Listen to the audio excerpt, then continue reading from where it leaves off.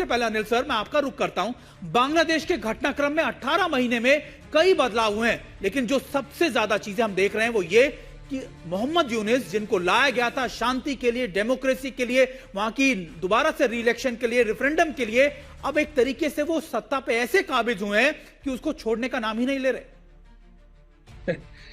देखिए, अनफॉर्चुनेटली जो भी बांग्लादेश में पिछले 18 महीने में हुआ है वो बांग्लादेश के लिए अच्छा नहीं है। खास तौर से ये कि बांग्लादेश में जो इस वक्त मोहम्मद यूनुस हैं, तो बजाय इसके कि उसको स्टेबलाइज करती है, जो भी रिवॉल्यूशन कहते हैं हुआ है, उसके बाद जुलाई रिवॉल्यूशन के बाद अगस्त से लेकर के और अब तक उनके पास काफ़ी समय था कि जो भी उनके रिक्वायरमेंट थी लोगों की, उनको एड्रेस करते, थोड़ा लोगों के अंदर एक तरह का,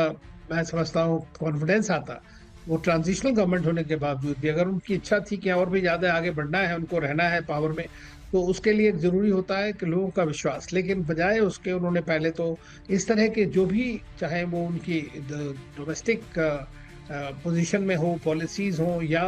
विदेश नीति में, दोनों में ही उन्होंने इस तरह की बातें की जहां कन्फ्रंटेशनल सिचुएशन और एक तरह का डिवीजन किया जा सके। तो बांग्लादेश में लोगों की जब समस्याएं नहीं सुधर रही हैं, उनकी इकोनॉमी की हालत इतनी खराब है, वहाँ लोगों के पास में एम्प्लॉयमेंट की प्रॉब्लम है, तो जो भी एक्सपेक्टेशंस एस्पिरेशंस होती हैं, तो जब इस तरह के हालात होते हैं जैसा कि हादी की डेथ के बाद में हुआ,